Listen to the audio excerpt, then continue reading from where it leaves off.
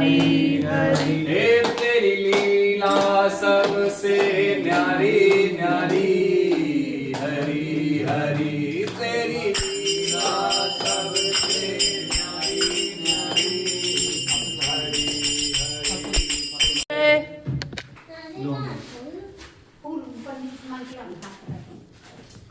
सूत जी महाराज, सत्यनारायण भगवान की कथा तो नारद जी को भगवान सत्यनारायण ने बता दिया, लेकिन पहली बार पृथ्वी पर किसने किया? तब उन्होंने कहा कि किसी नगर में एक ब्राह्मण रहता था, वो सतानंद नाम का, उसका नाम था सतानंद, सतानंद नाम का ब्राह्मण रहता था। वो ब्राह्मण अत्यंत दरिद्र ब्राह्मण था। अपने पृथ्वी पर इधर उधर अपने दरिद्रता को मिटाने के लिए, भूख को मिटाने के लिए इधर उधर पृथ्वी पर वह भिक्षा याचन करता था, भिक्षा याचना करता था और भिक्षा मांगने के लिए दरिद्रता से पृथ्वी पर भटकता रहता था। एक दिन रहते करते भगवान ने देखा और देख के उसको भगवान को दया आ गई।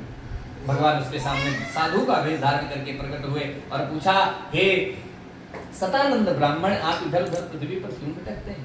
तब उसने हाथ जोड़कर कहा, हे प्रभु, मैं अत्यंत दरिद्र ब्राह्मण हूँ और पृथ्वी पर भिक्षा के लिए इधर उधर भटकता हूँ। कृपा मेरे इस दरिद्रता को मिटाने का कोई उपाय हो तो बताइए। बोले, है बिल्कुल उपाय है। आप श्रद्धा भक्ति भाव पहले अपने मन में जगाओ। जब आपके मन में श्रद्धा भक्ति भाव आ जाए, चातुर्यता हट जाए, मन कपट राग द्वेष से मुक्त हो जाए, तब आप भगवान की पूजा करो। बोले, कौन सा भगवान? बोले, सत्यनारायण भगवान। कलिकाल में भगवान श्री सत्यनारायण की पूजा सर्व फलदायिनी है। बोले कि इसके लिए क्या सामग्री? सब सामग्री बताया, विधि विधान बताया। बोले, मुहूर्त तिथि? बोले, कोई मुहूर्त नहीं, जब तुम्हारी श्रद्धा जागृत हो जाए तब करो। बोले, ठीक है प्रभु। सतानंद नाम का ब्राह्मण गया, उसे खूब भिक्षा में माल मिल गया, अच्छी भावना बना के गया। अच्छी भावना जिसकी रहती है उसको कभी पृथ्वी में कोई कमी होती नहीं। इस प्रकार से सतानंद ब्राह्मण की व्यवस्था हुई। उसने भगवान सत्यनारायण की कथा की और कथा करते करते वो ब्राह्मण इतना धनवान हो गया कि भगवान की कृपा प्राप्त करता करता दिव्य रूप से एकदम चकाचक आनंद, दरिद्रता मिटे, दुख मिटे, दर्द मिटे। रहते करते एक दिन वह सतानंद नाम का ब्राह्मण अपने घर पर कथा कर रहा था और कथा करते ही एक लकड़हारा वहां लकड़ी बेचते देते वहीं पे आया। देखा कि यहाँ पे क्या हो रहा है, बहुत सारे लोग ताली पीट रहे हैं, खूब जयकारा बुला रहे हैं। जाके देखता हूँ क्या हो रहा है। लेकिन जब तक कथा होता रहा तो बैठा रहा। कथा पूरा होने के बाद तुरंत पूछा, हे ब्राह्मण देवता, ये क्या कर रहे थे? तब उन्होंने बताया, हम ये सत्यनारायण भगवान का व्रत कर रहे थे। बोले, इससे क्या क्या होता है? बोले, क्या चाहिए तुम्हें बताओ? बोले, मैं लकड़ी बेचता हूँ, मेरी लकड़ी नहीं बेचती, आज कई सालों से मैं बहुत परेशान हूँ। बोले, एक काम करो, तुम सत्यनारायण भगवान की कथा करो, तुम्हारा अवश्य लकड़ी मिलेगी। बोले, अच्छा प्रभु। बोले, हाँ, अपने मन में इच्छा रखकर, यह प्रभु अगर हमारी लकड़ी बिकने लग जाए, हमारे पास धन आ जाए तो हम आपकी कथा करेंगे। जो लकड़ी उसकी कई महीनों से नहीं बिकी थी, वो एक दिन सुंदर नगर नामक एक गांव में ले गए। उस नगर में घुसते ही बड़े बड़े धनवान लोग रहते थे। तुरंत देखा तो उसकी लकड़ी, जहां पे 10 रुपए भी नहीं मिलता था, उस लकड़ी का उनको कितना मिला? 1000 रुपए लकड़ी का मिला। 1000 से उन्होंने अपने पूरे सामान को इकट्ठा किया, ब्राह्मण को बुलाया, दिव्य रूप से भगवान की कथा की।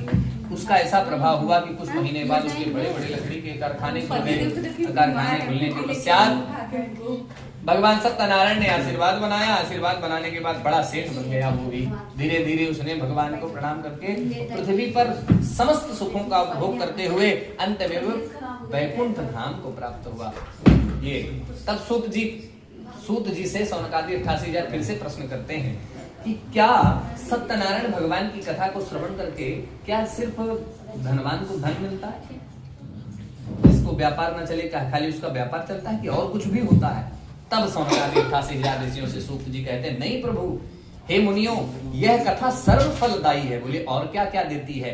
तब उन्होंने वहां पर चंद्रकेतु नामक राजा का, चंद्रचूड़ नामक राजा का व्याख्यान सुनाया। बोले, भद्रशिला नदी के तट पर चंद्रचूड़ नाम के राजा राज्य करते थे। वहां पे अपनी पत्नी के साथ भगवान का आराधन करने के लिए तत्पर हुए।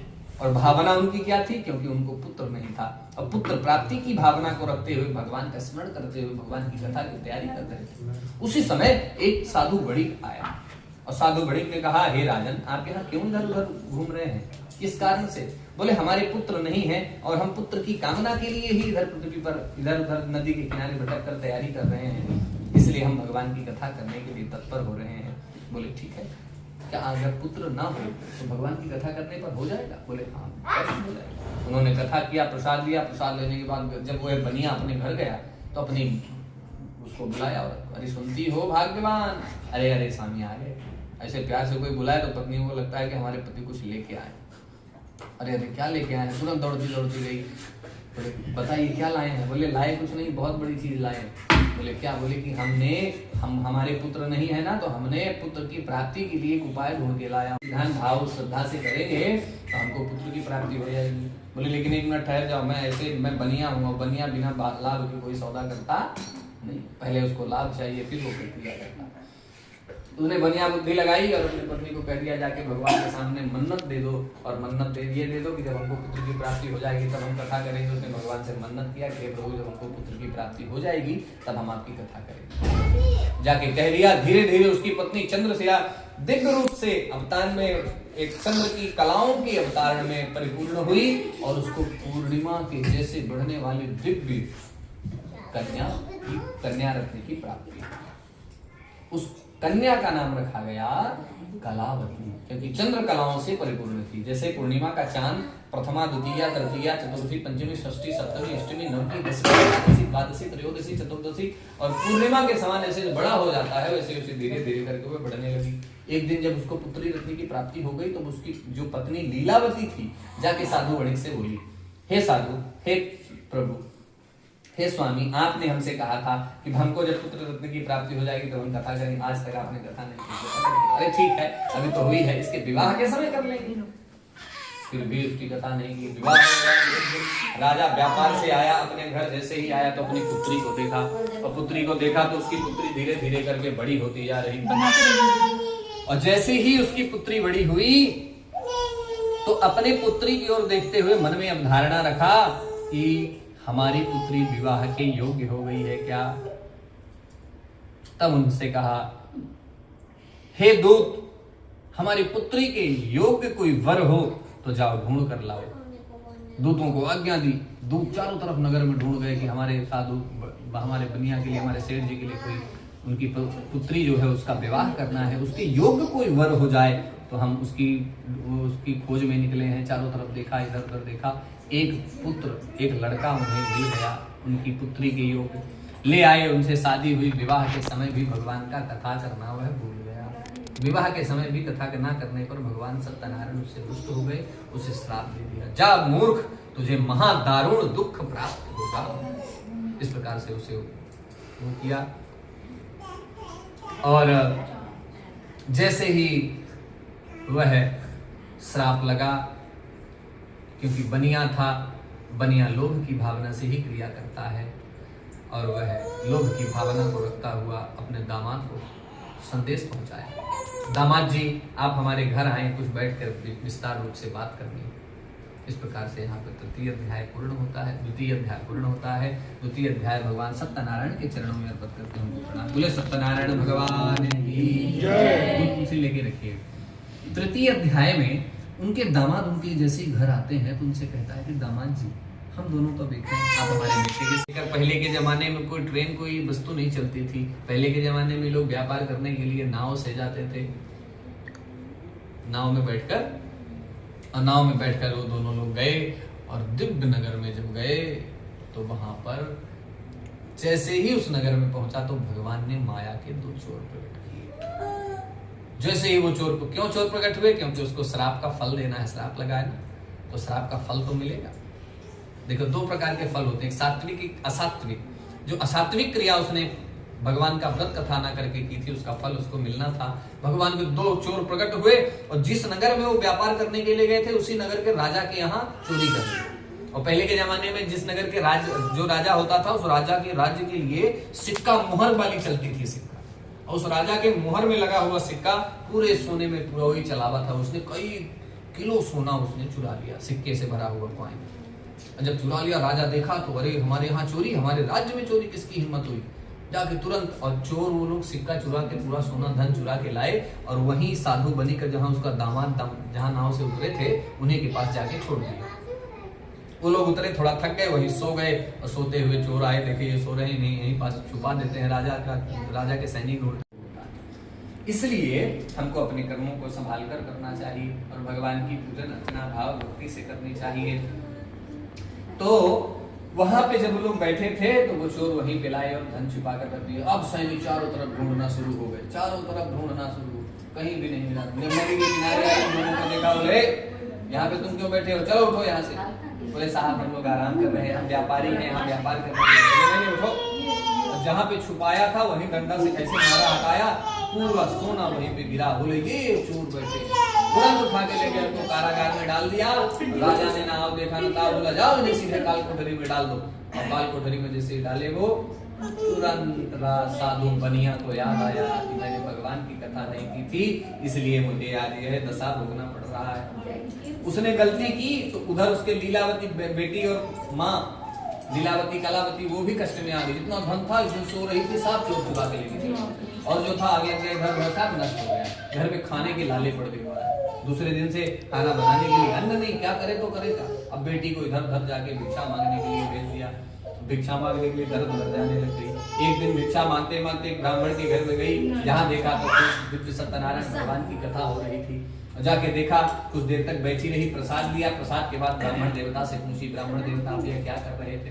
बोले समस्त मनोवांछित इच्छाओं को पूर्ण करने वाली भगवान श्री सत्यनारायण की यह कथा है, यह समस्त अभिलाषाओं को पूर्ण कर देती है बेटी, वही कथा हम सुन रहे थे। बोले प्रभु हम बहुत परेशान हैं, हमारी माँ और हम इधर उधर पृथ्वी पर भटकते रहते हैं, क्या कृपा करके हमारा यह दुख दूर हो जाएगा। बोले हाँ तुम अवश्य मन में संकल्प बनाओ तो अवश्य ही तुम्हारा यह दुख दूर हो जाएगा। उसने मन में संकल्प बनाया और संकल्प बना के इधर उधर व्यवस्था करके भगवान की कथा की। और इधर जैसे ही कथा पूर्ण हुई, दूसरे दिन राजा को स्वप्न दे दिया। राजा को जैसे ही स्वप्न दिया, भगवान सत्यनारायण ने स्वप्न में राजा से कहा, हे राजन, जिस साधु बड़े और उसके दामाद को तुमने जेल कोठरी में काल कोठरी में डालकर रखा है, तुम प्रातःकालीन होने पर अगर उसे उन्हें नहीं छोड़ोगे तो तुम्हारा राज्य पुत्र सहित पूरा साम्राज्य नष्ट कर दूंगा। तुरंत राजा हड़बड़ाया, सुबह का स्वप्न था, बोले कहीं सच ना हो जाए। तुरंत उनको बुलाया, बाहर बुलाया, और जैसे ही उनको बुलाया तो भगवान ने वो माया के दो चोर फिर से प्रकट कर दिए। चोरों ने कहा राजन हमने चुराया था और इनके पास छिपाया था। बोले अरे बाप रे, इनको भी फालतू में सजा दी। उनसे क्षमा याचना की, उनका क्षौर कर्म, नए वस्त्र पहनाए गए, नए वस्त्र इत्यादि पहनाकर दिव्य रूप से उनको अलंकार शोभा बनाया गया। और बनाते ही उनको दिव्य रूप से जितना धन नाव भर के दिया राजा ने खूब आनंद से, वो धीरे धीरे खूब सारा चकाचक धन लेकर अपने घर की ओर प्रस्थान किए। बोले सत्यनारायण भगवान की जय। यह तृतीय अध्याय भगवान के चरणों में निवेदित है। चतुर्थ अध्याय में जैसे ही वो नाव का धन लेके चले तो भगवान जिसको देते हैं तो छप्पन फाड़ के देते हैं, लेकिन परीक्षा जरूर लेते हैं कि इसको अहम आया कि नहीं। अहंकार भगवान का शत्रु है। जिस व्यक्ति के जीवन में अहंकार होता है तो सुख और सात्विकता, श्रद्धा, भक्ति भाव उसी समय नष्ट हो जाती है। अहंकार आया नहीं कि नष्ट हो गई, समझो, तभी अहंकार आया। हाँ, मैं रूपी जो अहंकार होता है ना, ये बहुत खतरनाक विष के समान काम करता है। जैसे ही उसको अहंकार की भावना को आजमाने के लिए भगवान उसके सामने प्रकट हुए और कहा कि हे साधु जरा ठहरो, तुम्हारी नाव में क्या भरा हुआ। बोले प्रभु हमारी नाव में क्या भरेगा। आज जैसे साधु महात्माओं को जानता हूँ, बड़े धन व्यापारियों को देखा नहीं, सीधे आगे नाव में क्या भरा, कुछ नहीं, हमारी नाव में लता पत्ता भरा है। बोले रे बाप रे, तो बड़ा घमंड हो गया। तुरंत उनको किया और कहा सच में लता पत्ता है। बोले हाँ। बोले अच्छा ठीक है, हाथ में जल लिया, जाओ लता पत्ता ही तुम्हारे नाव में वास्तविक में तुम्हारा बना रहे। तुरंत वही आशीर्वाद, लता पत्ता तुम्हारा और बढ़े। जो पूरा नाव का सोना था वो वास्तविक में पूरा सोना लता पत्ता बन गया। कुछ दूर जब नाव गई, जब तक सोना था तो नाव चपक के चल रही थी, और सोना जैसे ही लता पत्ता बना तो नाव ऊपर उठ के धीरे धीरे करके चलने लग गई। दामाद को देखा, अरे दामाद जी नाव हमारी कैसे देखी है कि इधर उधर डोलने लग गई ज्यादा।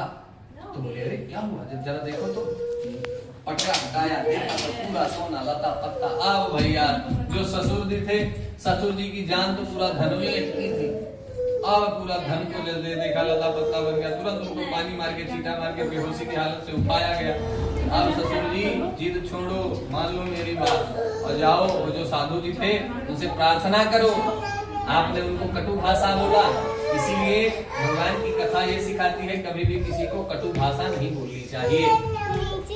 बाणी ऐसी बोलिए मन का आपा होए, आप औरन को शीतल करे, आप शीतल हो। इस प्रकार से शीतल भावना की बाणी से हमको क्रिया करनी चाहिए। जब उसने ऐसा भाषा बोला तब उसके दामाद ने कहा जाके उनसे थोड़ा शांत करवा लीजिए। हाँ, बच्चे हैं भाई।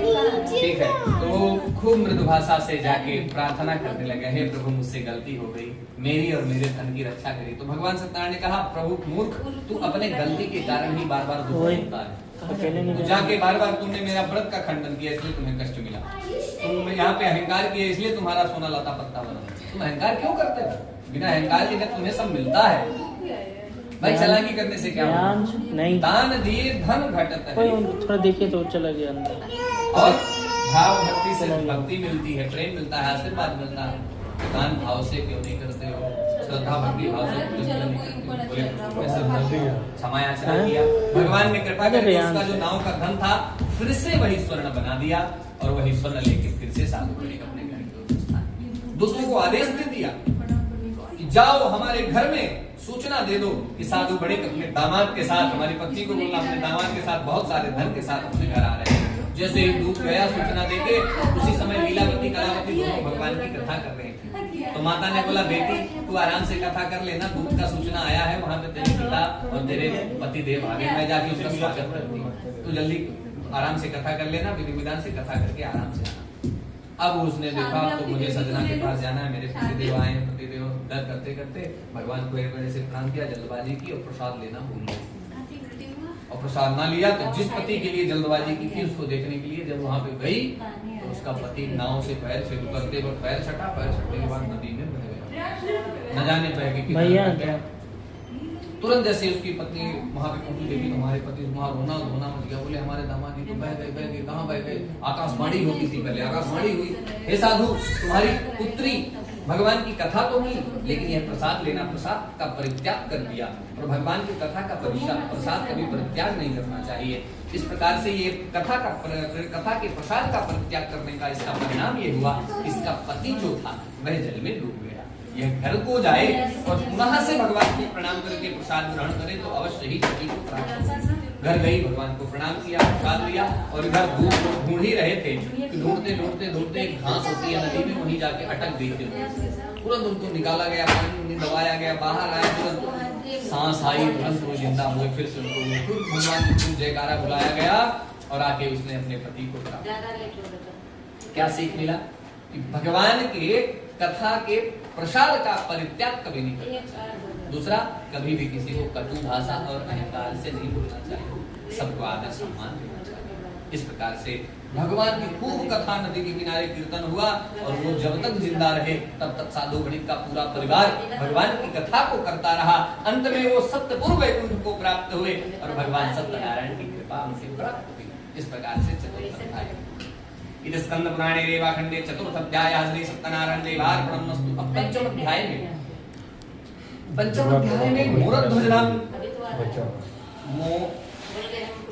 मोरध्वज नाम के राजा की कथा आती है। मोरध्वज नाम का राजा बड़ा प्रतापी राजा था, उसके 100 पुत्र थे और खूब बड़ा साम्राज्य था। एक दिन की बात है कि वह शिकार खेलने जंगल जाया करता था। थोड़ा 2 मिनट बचा। वो मोरध्वज नाम का राजा शिकार खेलने के लिए, जैसे ही शिकार खेलने के लिए गया तो उसको उस दिन शिकार नहीं मिला। 2-4 घंटा परेशान हुआ, जंगल में गया, अब शिकार नहीं मिला तो बेचारा थक हार के पेड़ के नीचे बैठ गया छाया लेने के लिए। उसी समय 3-4 बजे का समय था, गोपवाल गाय चराने के लिए आए थे, वहीं भगवान की कीर्तन कथा कर रहे थे। कथा कीर्तन आरती होने के पश्चात प्रसाद लेके पत्ते में, जंगल में पत्ता ही है तो पत्ते में रख के राजा को दिया। राजा अहंकार से बोला, अरे मैं राजा हूँ, मुझे पत्ते में प्रसाद देते हो? ऐसे हुंकार किया तो सीधे उनका पत्ता वहीं पे गिर गया, और जैसे ही उनका पत्ता वहां गिरा तो प्रसाद नीचे गिर गया। प्रसाद गिरते ही खूब जोर से आक्रोश में आया और भगवान रुष्ट हो गए। तुम मेरे प्रसाद, इतने बड़े तुमको अहंकार, इतने बड़े तुम राजा अपने आप को मानते हो, हमारा भी प्रसाद का परित्याग तुमने कर दिया। तो भगवान के प्रसाद का परित्याग का परिणाम आप पिछले कथा में, पिछले अध्याय में सुन ही चुके हैं। और जैसे प्रसाद का परित्याग हुआ, भगवान ने भी उसे श्राप दिया। उसके जितने पुत्र थे, दूसरे राजा ने उसके राज्य में आक्रमण किया, सारे पुत्रों को एक साथ महल में आग लगा दी, सब जल गया, पूरा साम्राज्य जल गया। गुप्तचरों के द्वारा सूचना दी गई कि राजा ने भाई राज्य की तरफ मत आना, क्योंकि दूसरे राजा ने आक्रमण कर दिया और पूरे सबको मार दिया, जला तुम आओगे तुमको भी मार दिया जाएगा। बोले अब क्या करें? वो जंगल में इधर फिरता रहा और भगवान तुरंत उसको याद आया कि मैंने भगवान की कथा को प्रसाद का परित्याग किया, शायद इसीलिए मेरे साथ ऐसा दूसरे दिन जब वो गोपाल फिर से आए, भगवान को प्रणाम किया, खूब प्रार्थना की, 2-4 दिन लगातार कथा की, कीर्तन किया, भगवान का प्रसाद लिया, साधु पुरुषों का लुटन खाया, भगवान को प्रणाम करके उसने प्रार्थना की। फिर से उसके मित्र राजा उसको वहां पे मिले। मित्र राजाओं ने, जिन राजाओं ने वहां आक्रमण करके उसका महल ले लिया था, फिर से उसके मित्र राजाओं ने मिलकर बाहुबल के साथ आक्रमण किया, फिर से वह अपने राज्य को प्राप्त हुआ। इस प्रकार से वह खूब भगवान की कथा करता रहा और अंत में वह भी सत्यपुर बैठा। पंचम अध्याय में एक कथा और आती है कि जिसने भगवान की कथा को किया तो क्या बने। पहली बार किसने कथा किया था? सतानंद नाम का ब्राह्मण। सतानंद नाम का ब्राह्मण क्या बना? सुदामा नाम का ब्राह्मण। दूसरी बार कथा किसने किया? लकड़हारा। लकड़हारा क्या बना? भगवान रामचंद्र जी रामावतार जब आए थे तब उन्होंने भिल्ल गुहों का राजा बना, वही लकड़हारा। वही जो राजा थे वही राजा दशरथ हुए, जिन्होंने राम लक्ष्मण भरत शत्रुघ्न और जैसे दिव्य रंगनाथ भगवान की सेवा करके ऐसे पुत्रों को प्राप्त करके अपने जीवन को प्राप्त किया। और जो यह तुंगध्वज नाम का राजा था, ये मूरध्वज नाम का राजा बना। जो गोपवाल जंगल में थे वह ब्रजवास भगवान कृष्ण के मित्र सखा बने। इस प्रकार के सत्यनारायण भगवान की 5 अध्याय की कथा भगवान के चरणों में समर्पित है। इस स्कंद पुराणे रेवाखंडे 5म अध्यायः श्री सत्यनारायण कथा।